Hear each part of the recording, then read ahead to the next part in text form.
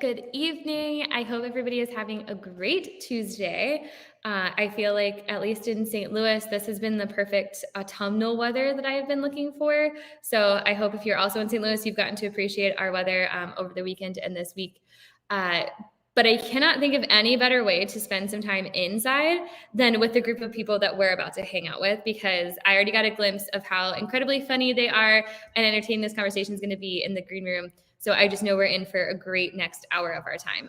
And if you're not in St. Louis and joining us for a different time zone or from halfway across the world, like some of our authors are, we're so excited that you're here or that you're watching this at a later time. My name is Stephanie. I'm with The Novel Neighbor. We're an independently owned and women-operated bookstore in Webster Groves, Missouri, aka St. Louis, for those of you who might not be familiar. And like I said, we have an incredible group of authors tonight. We are going to be celebrating the book Writing in Color. And we have one of the editors of the book this evening, as well as 5 of the contributing authors. So this is something I think is really fun about virtual events, is that I know sometimes it's more fun for us to be in a room getting to feed off of each other's energy, but you can never get the amount of authors together like this, except for like a large Comic-Con, which is, you're already fighting so many other things at a con, right? So I think this is something really special about the virtual events, and I'm really excited to see where this conversation goes. Please feel free at any time while you're watching to submit questions.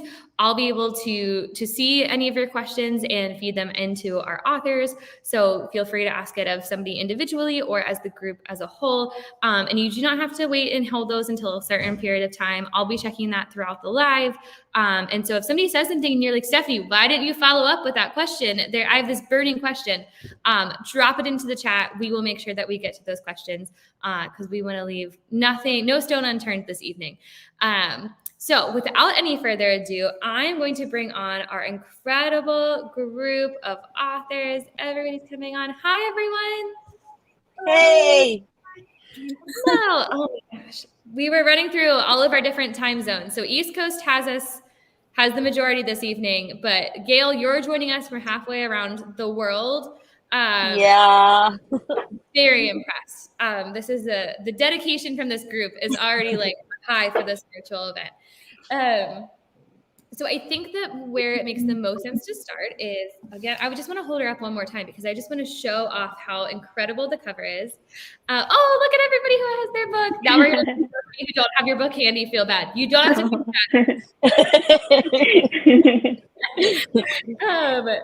Nafisa, you're one of the editors of this book. So can you speak a little bit to how this got started and what your role was as an editor for it?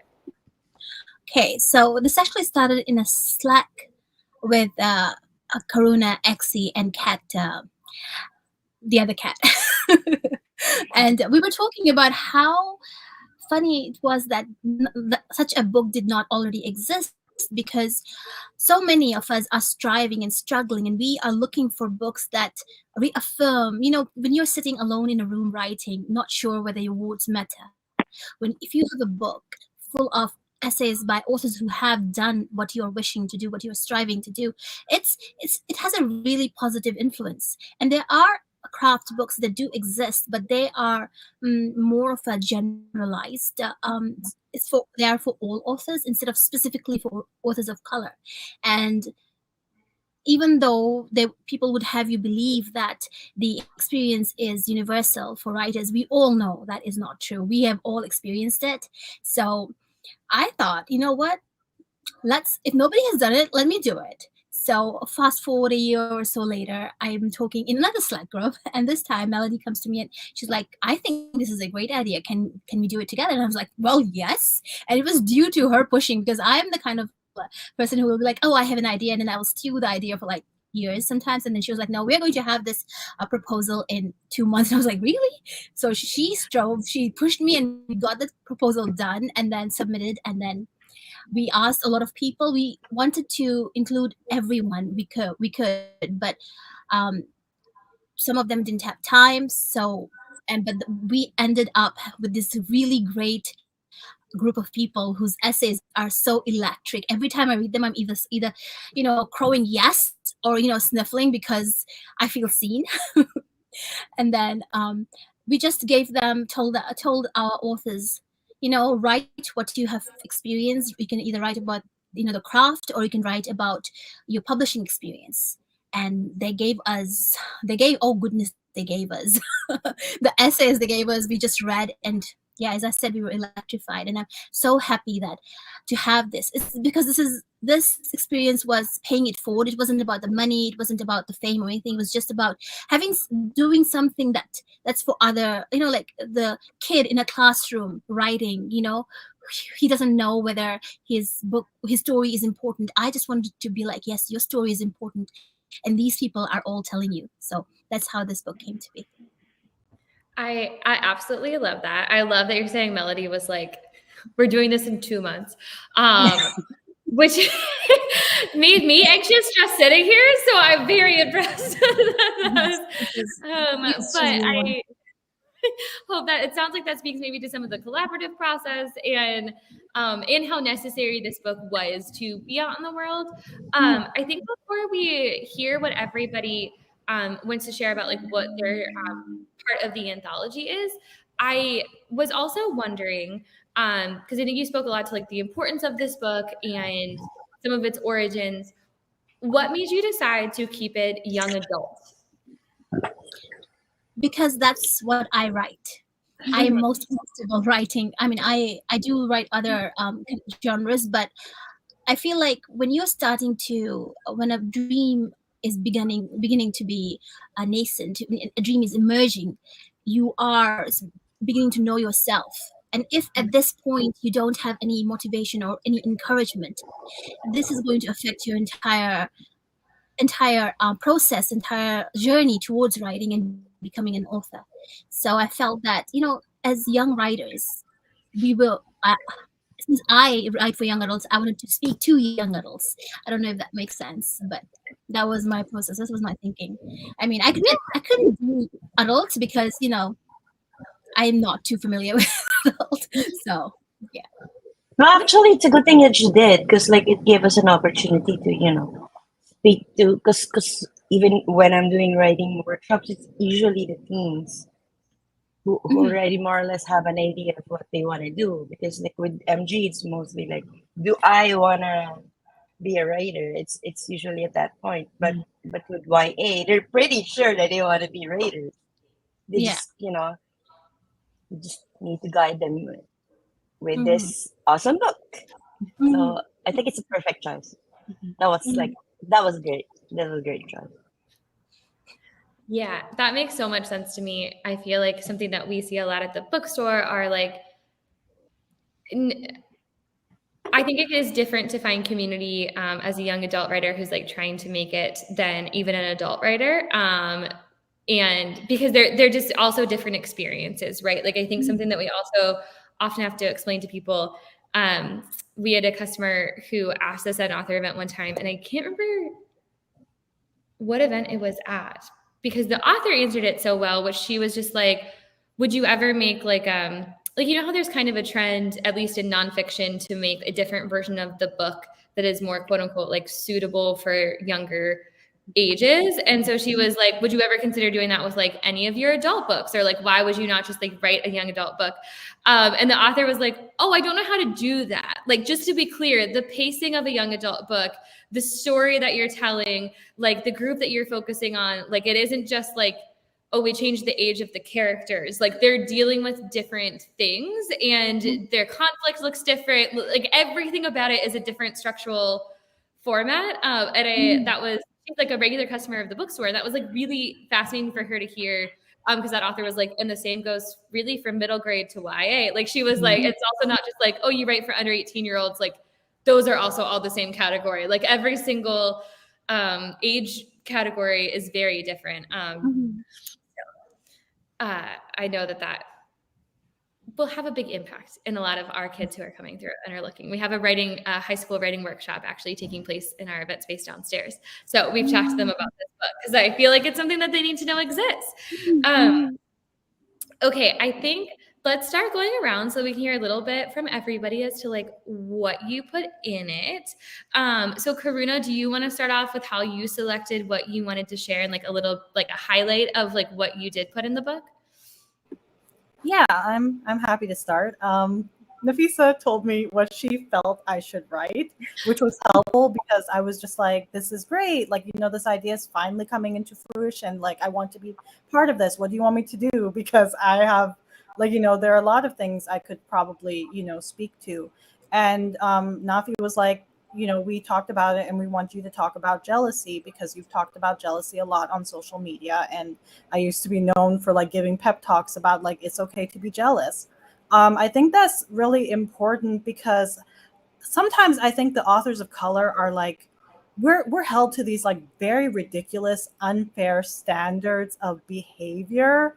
Whereas like if an author of color does something, if they are caught indulging in gossip, if they are caught being snarky, it becomes like a super huge big deal and a crime. And if another author does it, it's like, oh, but it's only human. It's only human for us too. And that's something I wanted to address, that it is okay to feel jealous. It's natural, it's human to like, see a friend, I don't know, like get a book deal before you and you're still querying and feel like, oh, I wish I have what like she has. Like that's natural. That is a human like inclination. Like even seeing your friend have a chocolate bar. Oh man, I wish I had a chocolate bar now. Like can you share? And I mean, especially for kids, that's such a complicated emotion. It's an emotion that everybody kind of shames you about, but doesn't explain to you why you feel it and why it can be okay. Why sometimes, being jealous can make you say, okay, you know what, I'm going to look at my friend and I'm going to see what she does, and I'm going to like, really just like, go for it. Or let me use my jealousy and say, okay, this friend supports me, let me talk to her and say and be honest and say, I'm feeling really discouraged, and like, open up and let someone support me through my journey. But it's not something to suppress and pretend we don't have.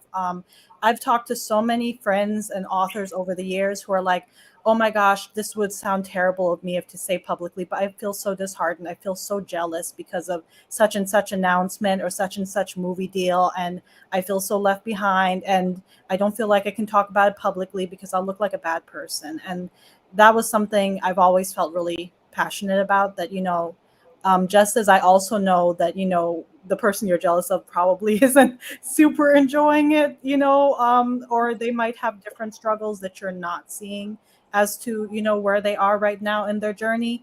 um it's still something that needs to be acknowledged and talked through, and kind of like, okay, this is why you feel that way. But also I felt it was equally important to acknowledge how particular types of jealousy are kind of embedded in us through like, societal institutions of white supremacy, like feeling like, certain aspects of publishing that make us think like there can only be one woman of color in the room, for example.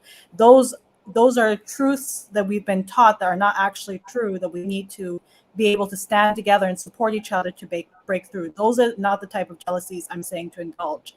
I want people to recognize their natural jealousy and the jealousy that the industry puts in them that's not actually true, and to recognize which jealousy is the jealousy that should be acknowledged and talked about, and the ones that like also should be talked about, so you should stop feeling them and stop letting them be used against you, was something that really felt important to distinguish between. So I don't know. I have a lot of feelings about jealousy, and I hope it helps a lot of young readers, both acknowledge their own feelings and also go, yeah, there's enough room at the table for all of us. So these type of particular feelings, I don't have to play with. I don't have time for them. I can, focus on the feelings that matter. If that makes sense. I ramble a lot. Sorry. Oh, no, I was getting ready to say like, okay, so we're done here, right? Everybody, like we're out.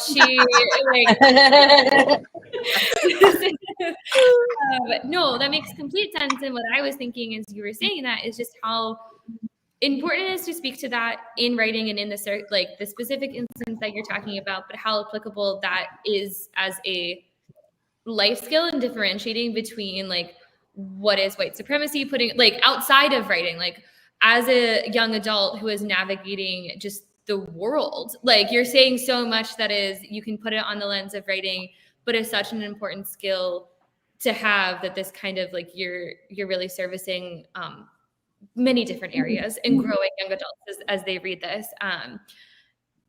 Kat, to follow that, what is yours? Oh, it's hard to follow. I admit that, I was so honored and excited to be invited to be part of this anthology. And then immediately after I, said that I would do it, I spent like weeks panicking because I had no idea what to write about. I was like, I should have said no. What am I going to write? As all of us here, we're fiction writers, and I'm sure some of you guys maybe have more experience than I do writing nonfiction, but I had like no experience out of like college essays, out of writing nonfiction, and I had no idea what to write about. But it gave me this really great opportunity to reflect on my own career and where I'd come from in terms of my writing. My first trilogy, I started in young adult, had, absolutely no like Chinese American characters in it. The main characters were white, and that wasn't a conscious decision that I made. I didn't like sit down and was like, you know what, this is like the most commercial choice to make. I'm going to write about white people because that's what sells. I never even considered anything different, especially because growing up, I felt like, the genre that I liked reading when I was young was like science fiction and fantasy. And I very rarely read books, even if I'm presented to me books about, a Chinese American girl. I tended to shy away from them because they tended in my childhood to be like stories about how tough it was to be Chinese American, about like cultural differences between, the child and the parents. And obviously those are important and like stories that need to be told. But as a kid, they were not like my genre. So as soon as I saw a book that was like, oh, like this is about a Chinese girl, I was like, that's not for me. I want like dragons and spaceships. So being that my first trilogy was a sci-fi trilogy, it just never even occurred to me, like literally never occurred to me that my main character would be anybody but like a white girl or a boy or whatever. And, like obviously, I published that book in 2012 and just like that was sort of, that was the state of publishing at the time. And it's really amazing how much things have changed in really like a pretty short time. And obviously change is still happening and still needs to happen. But writing this essay, my essay really let me go back and think about like the things that I didn't even think about at the time, that I wasn't even analyzing in myself. And what I am still trying to think as I now try to bring, more aspects of the culture and the heritage that I grew up in into my writing, and how that kind of brings new difficulties too. Like it's wonderful to be able to bring that into my writing, to know that there is now like a market for it and interest in that, but at the same time now feeling like a lot of responsibility about that. And, it's wonderful. And I write about how in my essay about how it's so great that there are now so many Asian American authors. And I don't have to feel like perhaps Asian American authors used to feel once upon a time that like, hey, if I'm going to write a book about a Chinese American girl, like it better be like so representative, because this is going to be the only book about a Chinese American girl that like this entire generation is going to read. And therefore, like, I got to represent everybody somehow, or I'm going to have to like know that that's impossible. And like, unfortunately, it's not going to like hit everybody. So, I write about how amazing it is that now like it's less of a concern, because that like, hey, just because like I'm not good at writing rom-coms doesn't mean that there aren't plenty of rom-coms out there featuring, Chinese American girls, for like the girls who do like that kind of stuff or things like that.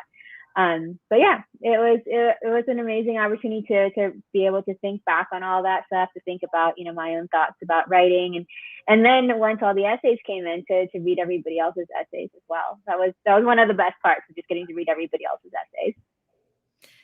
I'm laughing at you at the top saying like, then I panicked about it for weeks, only because I also feel like the same thing's going to happen as we go down the line, make each of you talk about how great you are. And like, you're all like, actually, no, like, I don't have to talk about it, but let's talk about everybody else's stuff.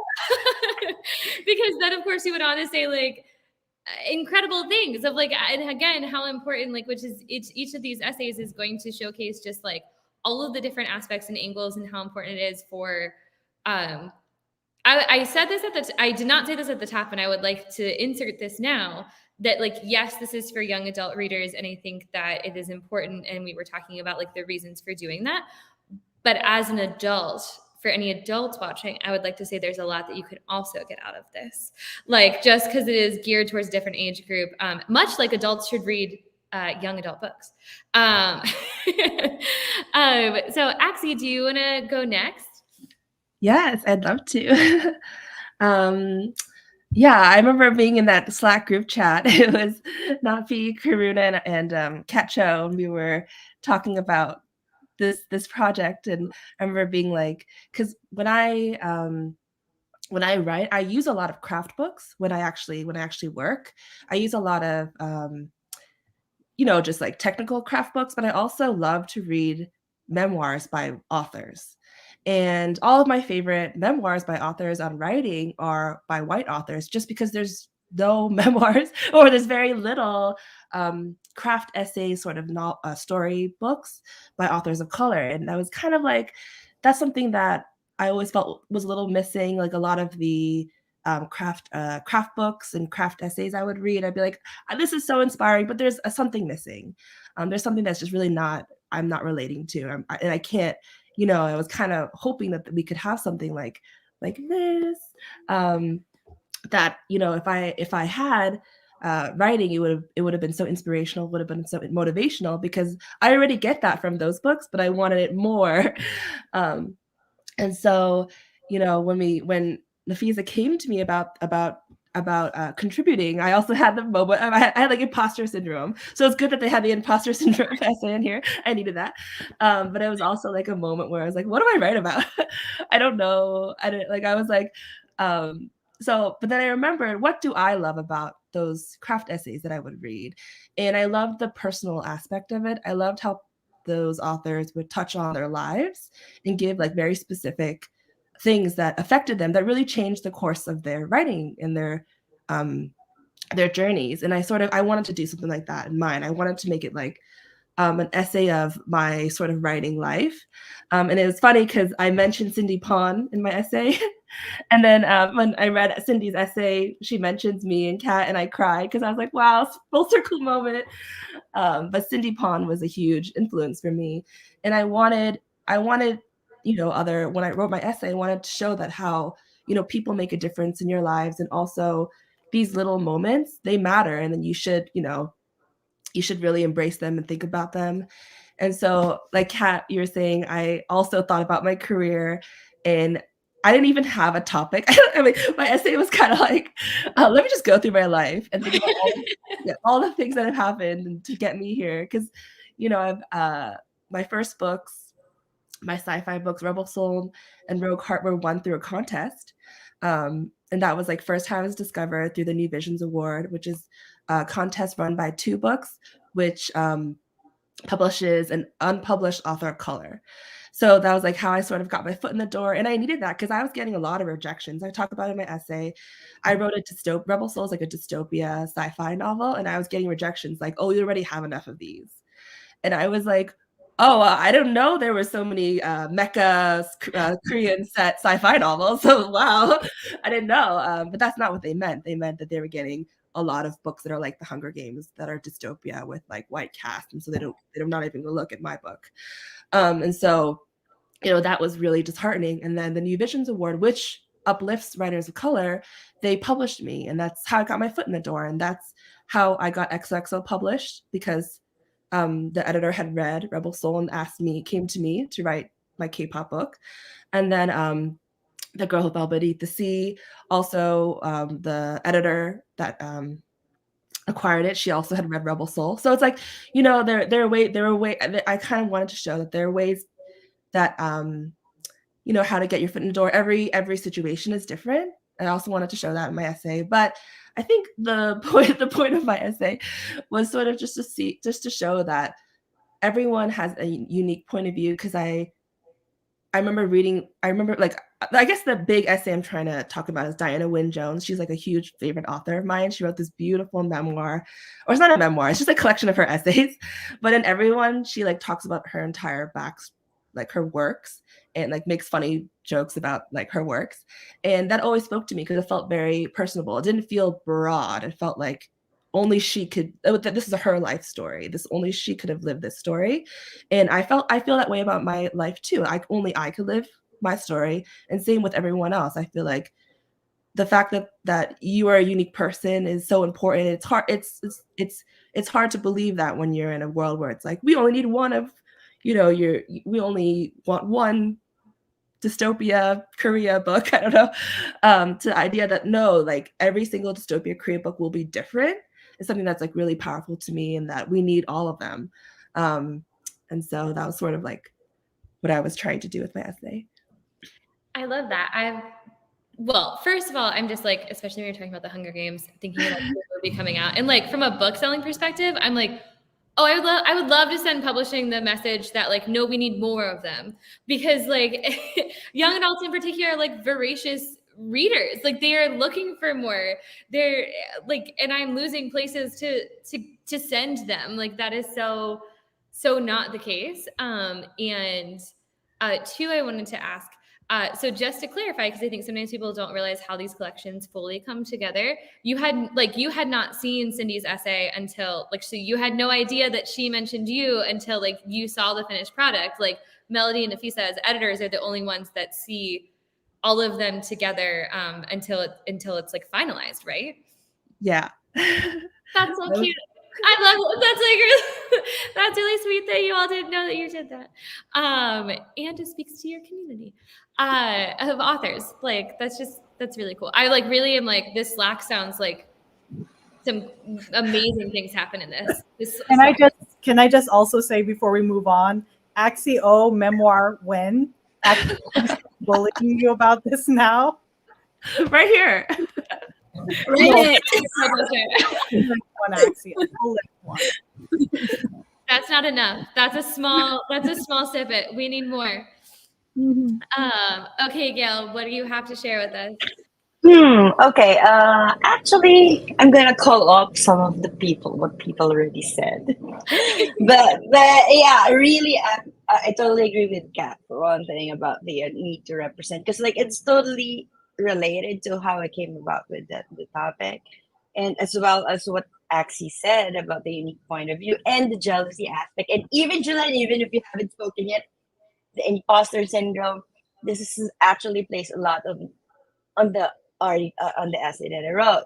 So when Nafiza approached me about it, the first thing that came to mind was I wanted to talk about colorism, because it's a topic uh that seems to be a little more community specific, right? So if you think of it in a broader white centered community that publishing is, it's usually not commonly talked about. It's usually something that we discuss amongst ourselves, when in the Asian community, when in Black community, So I figured this is something. I know this book is going to be read not only by writers of color, but also white writers as well. So I figured it would be a good opportunity for them to dig deeper into that aspect of colorism. Like, why do we sometimes hate our own color?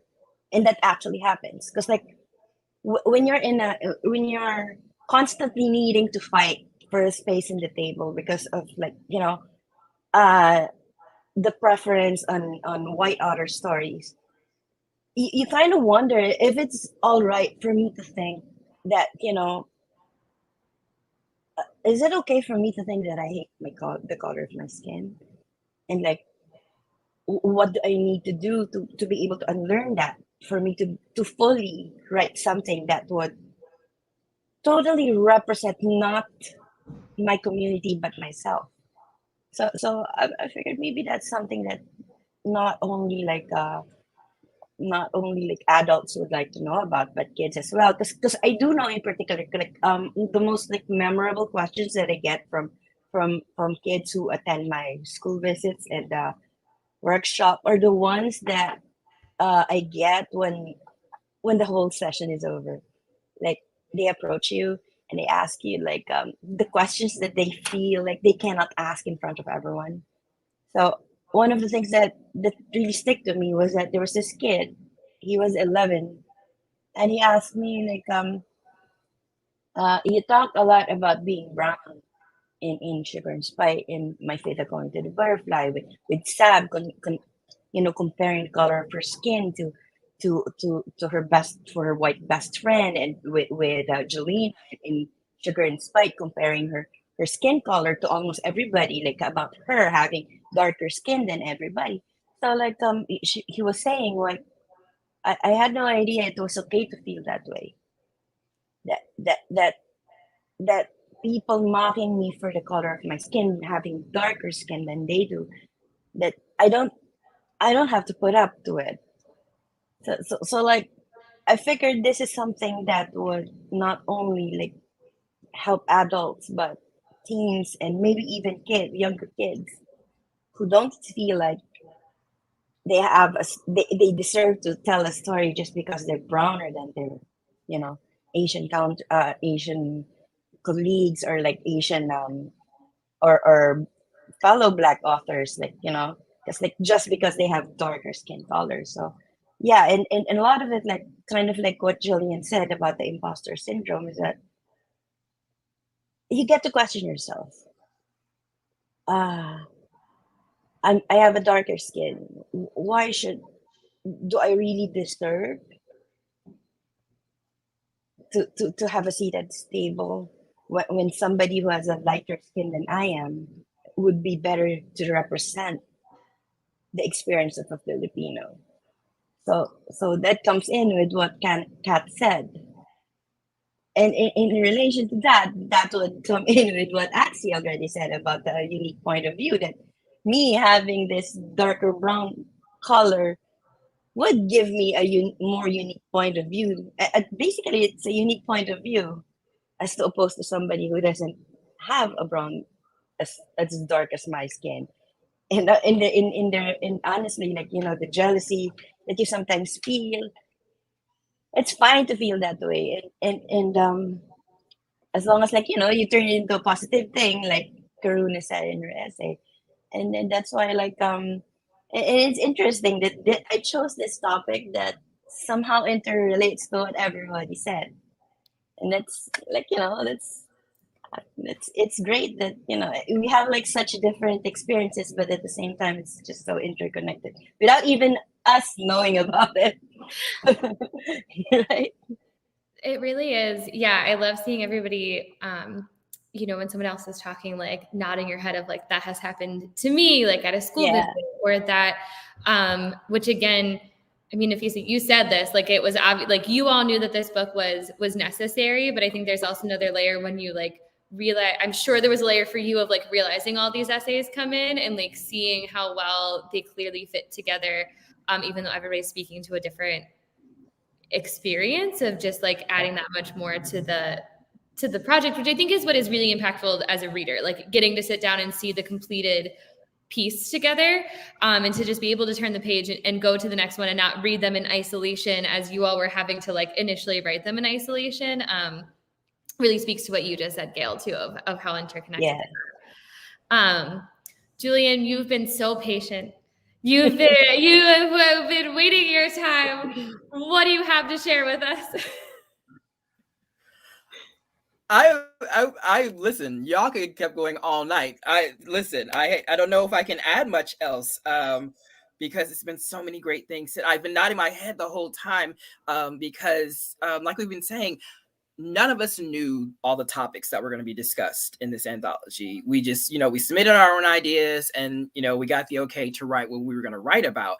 But when I got the collection, it was such a wonderful moment for me to sit down and read all the different essays and to see my own experience, told from people who I, you know, may have met once, may not have met at all, but have had that similar situation, but also to read experiences that I haven't had and it's like haven't thought about, but reading this stuff, I was like, wow, yeah, you really need to think about how that applies to you, or things that you could do better with. And that was so impactful for me, because I think people just want to group and lump authors of color together as if all of our experiences are just going to line up, and they don't. There's so many different things that we all experience in different ways, and that was what makes this such a wonderful collection.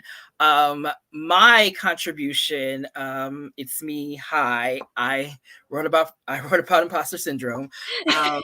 And Nafiza, correct me if I'm wrong. I don't remember if I sent you like a list of topics I wanted to talk about and you said go with this one, or if I just automatically said imposter syndrome. I just knew at the time when I was approached about this, I was like, oh my God, this is such a unique and amazing idea. Also, I'm on deadline and drowning right now in this because I was dealing with imposter syndrome and I could not finish whatever it was I was working on. And I was like, ah, gosh, well, if that's what you're struggling with, maybe that's what you should be talking about. And so I went with imposter syndrome. And it's such an interesting thing because when I sat down to write the essay, I was like, oh, I'm just going to talk about my publishing career. And as I started to peel back the layers, I was like, wow, this actually didn't start in publishing. This started way back in high school, that you had this feeling of imposter syndrome where you go in, you accomplish something amazing, and it's always the people around you who kind of strip away that thing you accomplished by saying, wow, you did that, or you were able to get this done, or something like that. And so for me in high school, I came from a very average high school. We were terrible at all sports, and we weren't like first in the district in any category, but there was this club for anyone who scored over 1,000 on their SAT. And I did. And I was like, oh, this is so cool. I get to be in a club. You get a cool t-shirt. I get to get out of class. Amazing. And I get to, the library to celebrate this moment that I had. And like a couple of my classmates approached me and said, wow, are you in the right place? Like, you got over 1,000. And it was devastating for me, because here I am like, yes, I did something awesome. I did something great. And it only took a couple of people to kind of take that moment from me and like put me in the dark and make me feel like, oh my gosh, like we've been saying all throughout this conversation, do I deserve a seat at this table? Am I good enough to be here? Because they're questioning whether like I need to show them proof. And I didn't ask them for, the same proof. So that's kind of where my imposter syndrome started, and it's carried with me through publishing. And that's why I love that this book is young adult driven, because it is a chance for me to talk to teens, because I know that happens all the time, whether via social media, whether it's in the halls, in a classroom or something, where someone has this amazing moment. And it only takes one person, whether it's a classmate, whether it's a teacher, whether there's an adult in their life, to strip away this amazing accomplishment and make them feel smaller than what they are. And you carry that with you.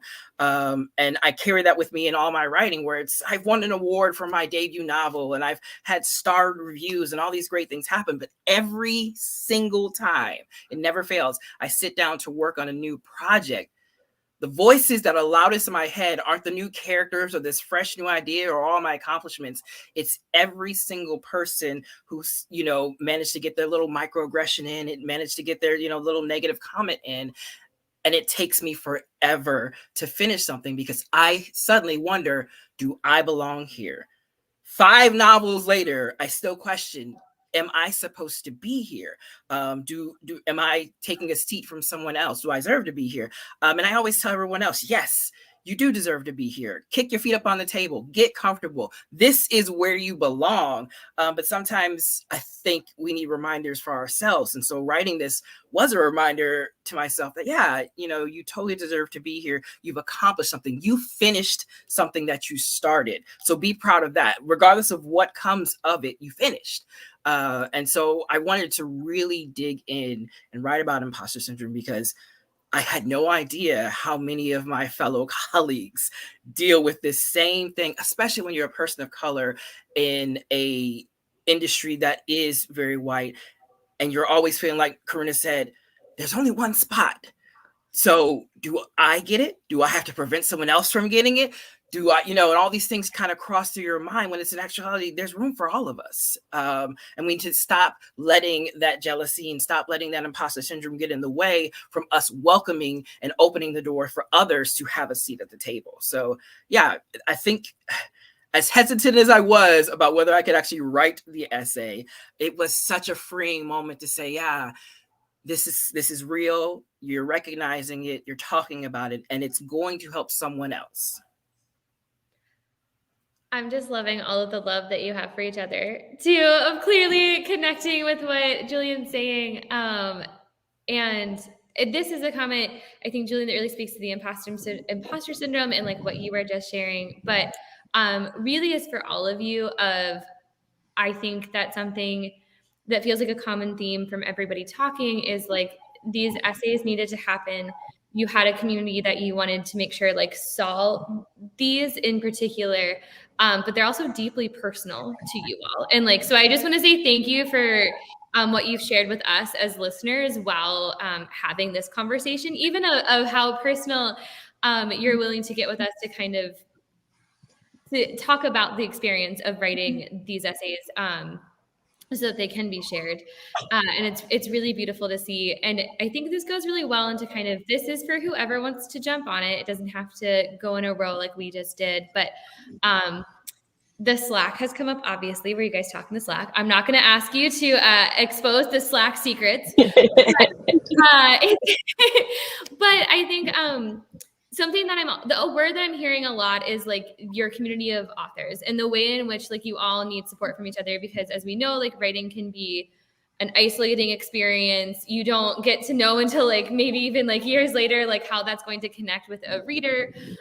So it can often just feel like you're sitting in a room, sitting down at that computer, fighting off the voices in your head to be like, this is a project that I need to do. So for young readers who are thinking about being writers, who have found this book, like, how do they go about finding their community of other authors to support them as they're navigating, not only trying to write a book, but navigating publishing, navigating, like Karuna, you said, like there's a lot of social dynamics out there. Like if authors get caught like doing something that everybody thinks that they shouldn't have, like you were gossiping or whatever, like how do you find the people that help you navigate those situations that also just like understand what you're going through and are just like there for you? Sorry, just gonna like, Karuna, can I just give this to Julian? I can't give you the plan that I have under a grow light, but this is for you right now because like, I'm writing a book and and I'm totally experiencing imposter syndrome right now. And like hearing you say that, it's like you deserve this. Oh. Anyway, go. Sorry. The question: how do you find your community? This is very difficult because we all started off as, you know, when you start writing, you are all so isolated. You're just like, you know, I'm not going to show my thing because it's you make yourself so vulnerable on the page that if someone says it stinks, then you're like, oh my God, I will never write again. So I feel like what you said, like there's a group of kids writing in the basement. That's where you start. You find people who write liking, and sometimes you don't even share your writing. You start by sharing conversation, because what I wanted to do with this book is to show that every book is not a monologue. This is a conversation, and your book is just one of the voices in this conversation. So I don't have any practical advice except, you know, talk to people. See if you can find like-minded people, and don't, you know, I only went to high school here, so I'm not very clear about what like North American cliques are and everything, but you do not want to stop yourself from talking to people outside of your group. It's very intimidating, especially if you're a teenager. You don't know what kind of reception you're going to get, but I don't know, speak to a stranger once a day. I mean, yeah, whether it's I don't know whether it's online or in the school hallways. Can you do that? Are you going to become a pariah if you talk to a stranger in the school hallways? I think you're gonna be like, it might find you weird. No, I know. I mean, sure, I feel like you're gonna like strike up random conversations with people that you.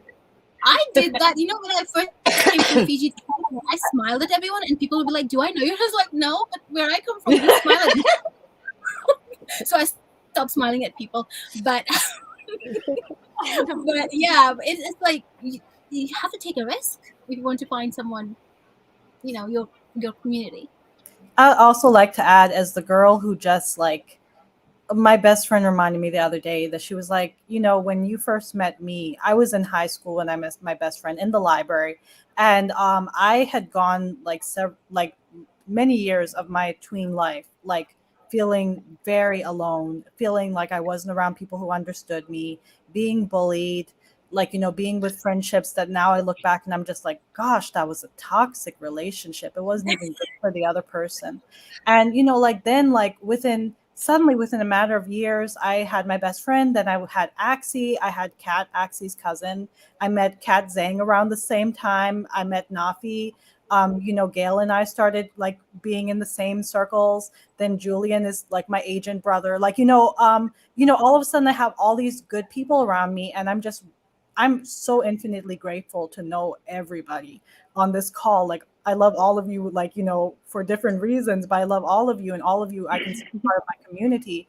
You know, at different points in my life, I met you, but like, you know, it took time. And I would go back and I'd tell my high school writer self, like, you know, good people are coming. You're going to be so happy. And you're going to like, you know, have people that you have group chats with. You're going to have people that, you know, like you don't even talk to them for months, but you can like, you know, text them tomorrow or like DM them tomorrow and they won't mind. You know, but it takes time, and you need to be patient, and you need to also not hold on to like, you know, like there were some early writer friendships when I first joined the writing community that were not good for me. And you know, then the better ones came along because I was able to finally go, okay, I'm clinging to this relationship for comfort and to feel like I know someone. But it's not the most healthy or most supportive relationship there could be, and I need to let go of it. It's the same with any publishing relationship actually. Like, you know, if the agent is bad for you, you know, it's hard, but you gotta let go.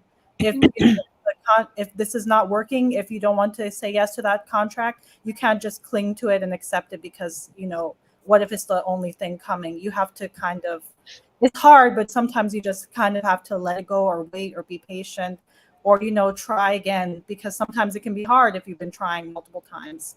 And it's like, well, I don't seem to be finding the right people, or, you know, I'm putting myself out there. But sometimes it really just comes down to time. And I think the internet has made things. Sorry, go ahead. Oh, I was just saying, Karuna can just come run my life. I feel like she just like knows how to adult better than anybody I've ever talked I about. think this is life basically, but then I don't know what I do with mine. So I'm so sorry, Kat. Please go on with talking about No. I was gonna say, I mean, not that young people need to be told that the internet is a great resource or how to connect with people on the internet.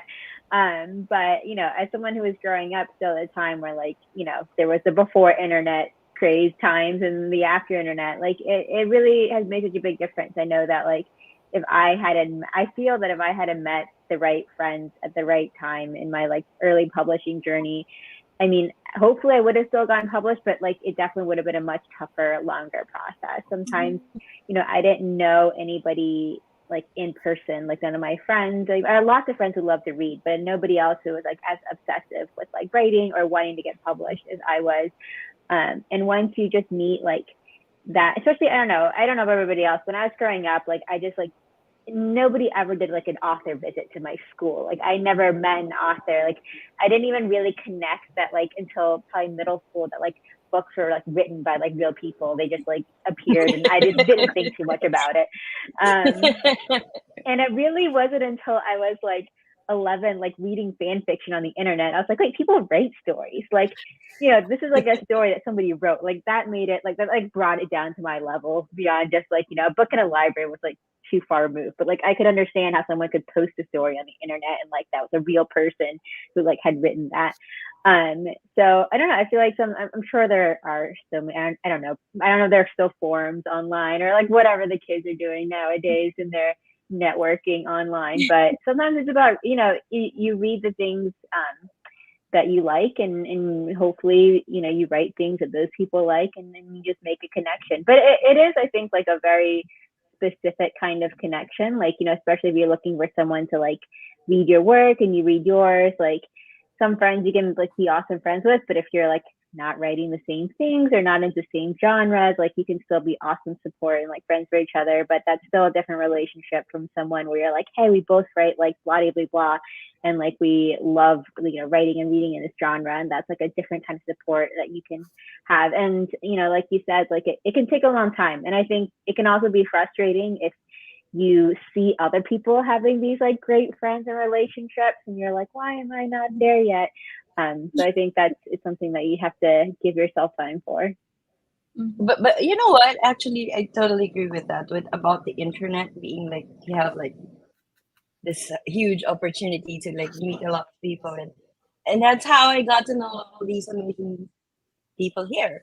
It's like without the internet, I don't think I'd be even friends with Nafiza. Like I don't know, I'd like be isolated here in the Philippines. But one thing that I do want to point out is that it's although publishing is a little bit better now, I do kind of notice that a lot of us became friends because we were brought together by the fact that we had to stick together. Like, like I mean, come on, let's face it. Like, I don't think we would have known each other if like we didn't feel like slighted by somebody at least one time or another. Because like as far as I remember, it's like and Nafiza, I do believe that we met because of Asian Author Alliance, right? I'm not so I think yeah. So like Asian Author Alliance that we also created with Kat is that we came up with that with that Kat came up with that idea. It's Kat Cho with the idea of Asian Author Alliance is because like we kind of like needed to stick together. You know what I mean? So like a lot of our friendship were brought on by the need to stick together and honestly one of my best friends, the one I also mentioned in the essay, Isabel, because there are so few of us here in the Philippines at that time trying to like get our book published in outside the country. We kind of like had to in a way we gravitated to each other in a way because of that common thing, and then eventually we found out that beyond our pain there's like we can actually we love each other, we have so many things in common, and like it might have started with the need to stick together, but eventually like you just find out like these are amazing people, and I want to get to know them, I want to be friends with them, and then like right now with the things that's with more access that we have, with more communities that create these more positive environments, and I think you have a lot of opportunities to to to make new friendships, not just based on the need to stick together, like what happened with most of us here. I think all of us. Like to be honest, I think all of us had to go through that kind of thing, but at least now we have like established communities where we can take a part of, and that's nice. I would like to take this time to point out that we all gave Nafisa a hard time when she said talk to a stranger a day. And I feel that the internet is a great facilitator for talking to or connecting to strangers safely, I would like to say, for any teen or young adults. But truly, and I mean, I think Karuna, you kind of hinted at this too, of like, when you're finding your friendships like in high school, you have such a limited pool of people that you're operating of, then you get to go out to, and the internet can be a great place to be. Like, just because those people aren't immediately like around you physically does not mean that they don't exist. And I feel like I know so many readers and authors and other authors who have connected via the internet, and but especially if you're like kind of doing a cold call or like a cold DM. I don't know what you would like consider it, but like that still is scary, which I think is what you were saying, Nafisa, of like, just like take a chance, like maybe reach out, and like it might not lead to anything, but you also might find like this new connection and somebody who can share. Maybe you can start with like replying first. It's gonna be like weird because like personally I feel like just DM me out of the blue and be like, who are you? I mean, I'm friends with Axie and Nafisa both because of like random emails sent. So it does end up working. I mean, I'm friends with Natasha Dean because we were both nominated for an award and she won, and I was like, oh my god, I love your book, congratulations. Now That's so cute. That's so sweet. Okay, we only have like 5 minutes left, and I want to ask a question that I hope is not stressful. If it's stressful to anybody, you don't have to answer it. But this felt fun to me of just like, and it's a little bit of a twist away from the book. But just like, I think it would give us a little bit more insight to each of you as an author. If maybe somebody's learning about you for the first time this evening. What is a book that or like a concept for a book that you yourself would never, ever want to write or touch, but you would like love somebody to write that you could read? Which again, I'm sorry, that's a big question. You don't have to go in any specific order, and you don't have to ask it if that feels hard. Okay, so That is hard. I have one concept because I've been flirting with the idea and then giving it up because it just feels like a pain to write.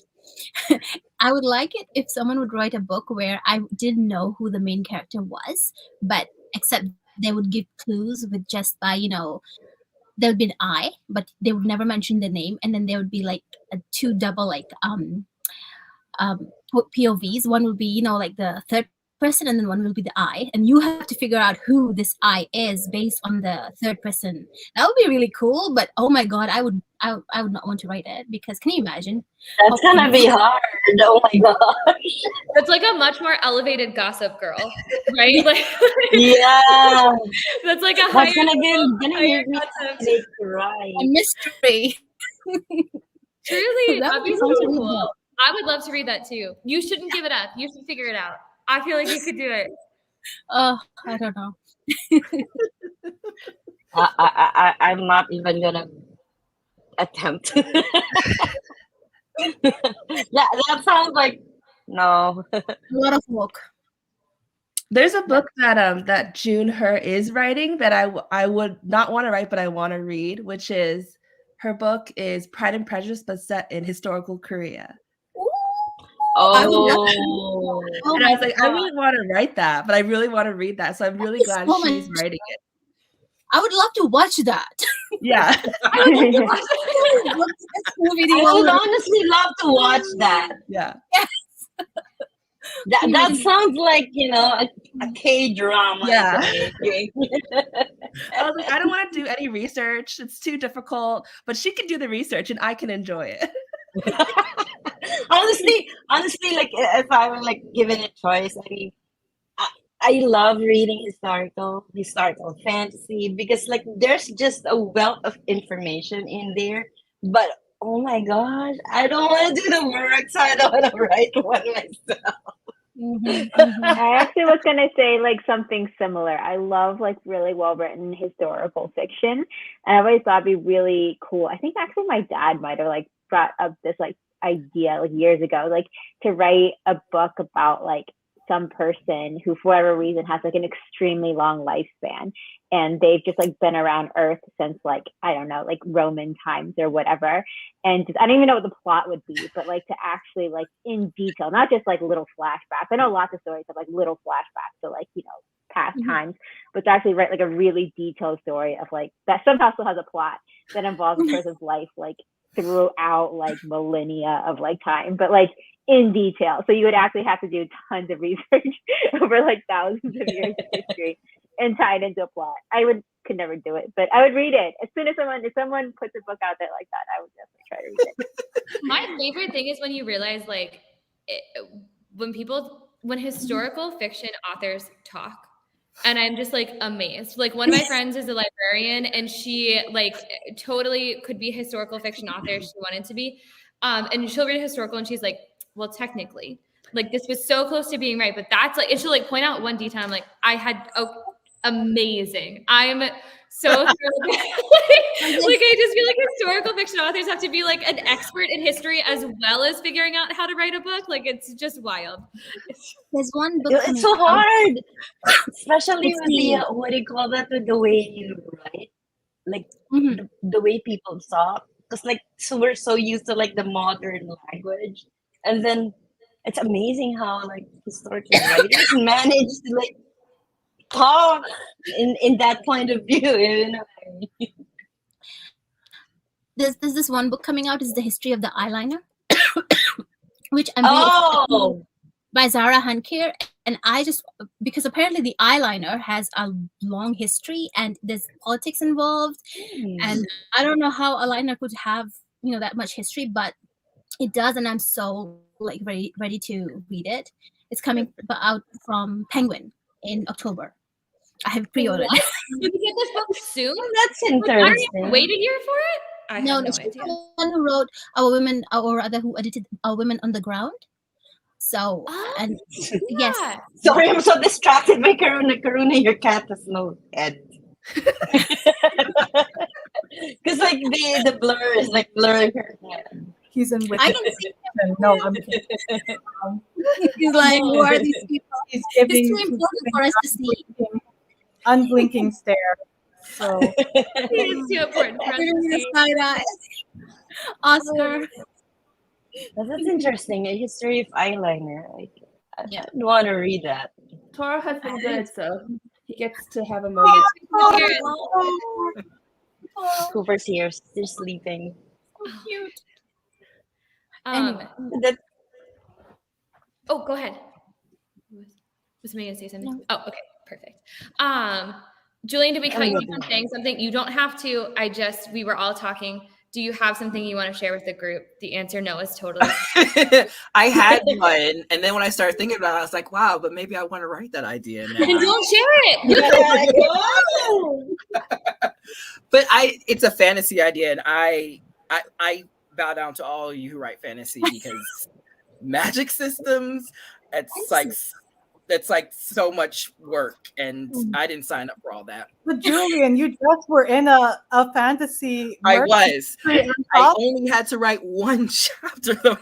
I didn't have to flesh out anything. All the clues and stuff were given to me. No. Julian, is that imposter syndrome talking? It is the imposter. You can collaborate. You can Not happening. collaborate. Oh, that's so funny.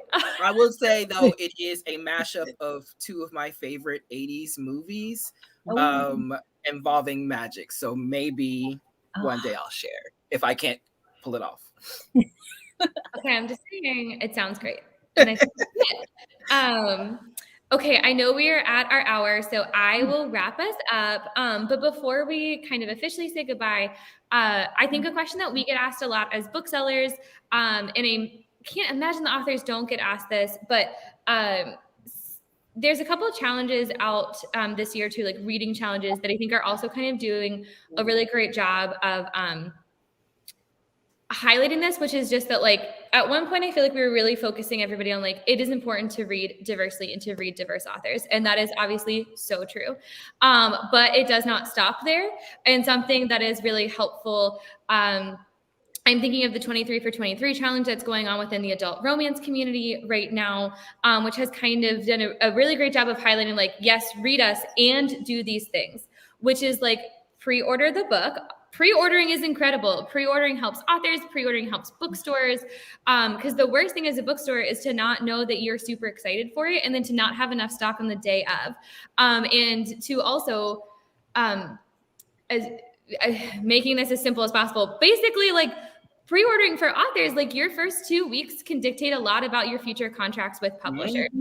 And that is just, like, it's capitalism. I'm sorry, that's the way it's played, everybody, but we got to lay it on the table of, like, a thing that can really impact and be helpful to you all. And so when you're thinking about pre-ordering, I know it's hard to spend money that you don't leave, like, with a book that day, but it will have, like, so much ripple effects. And then the other thing that I would say that 23 for 23 is also really highlighting is go leave reviews. Like, some people are doing a great job of reading books, and then nobody knows that you're reading them. And a publisher needs to see that there is a demand for this book. They shouldn't need to see that. We should be able to tell them that. But it is helpful as we are trying to shift where publishing is going. Leave author reviews. Do it on Bookstagram. Do it on, like, all, you can leave Storygraph. You can leave Goodreads reviews. Like, there's so many mechanisms to letting people know that you read this book and you loved it, and, like, there is a demand for it. So does anybody want to add anything? Those were my 2 highlights, is, like, from the bookseller perspective. And I want to wrap us up here, but I don't want to leave anything out on the table of, like, specific things that people can do that are very helpful, because publishing is a little bit of a secret sometimes. I don't know if everybody like knows that. It feels like from all sides, publishing can be a little bit of a secret. So if there's anything else from your author standpoint that we should be doing. I would say don't estimate like the power of your speaking out about a book even months after it comes out. Like my most recent book came out in March. People are still finding it. Still, like, you know, booksellers are still like telling me for the first time they got it in. One of my friends last month finally found it in the Barnes and Noble, which like I had been literally cold calling Barnes and Noble and asking my local Barnes and Noble to carry my book, and they were really sympathetic, but could not because of recent changes in Barnes and Noble standards for the books they carry. So I mean, just hearing from people when they find the book somewhere or they encourage their indie bookstore to turn and face it out. You know, one of my friends went around to our local stores even and was kind of just like, you know, aggressively telling them, like, not aggressively in that way, but just going, hey, like, this book is coming out. It's my friend's book. You should buy it. And was just like, you know, really promoting me, which I greatly appreciate her for doing that for me. When I was shy, she would go to the local bookstore and say, oh, hey, by the way, I want to put in an order for my friend's book. And so they would look it up and say, oh my gosh, this is coming out, or this came out. Let me get it. And so I try to do the same for friends, like even if it's been months or even years and I don't see their book somewhere where I know I can, you know, use my buying power as a consumer, or like ask a librarian or somebody to buy it for me, I will do that. And so pretty much just don't think that, you know, if the debut is, you know, done with and is already on shelves, or if it's no longer a debut, or if it's been months and you are, well, this person probably is still getting attention. Don't assume that, and just, you know, see what you can do to kind of like spread the word, even if you're talking it up to a friend you think would enjoy it. I love that, because also from the bookseller perspective, we definitely look at what people special order to make sure that we haven't missed something. Like, so we'll see stuff that comes through and we're like, oh my gosh, like we need to care, like we need to not just order that for the customer, like that needs to have a standing place in our shelves, because there's so many books in the world that especially if you have like a trusted reader who's like, oh my God, no, I saw this and I'm super excited about it.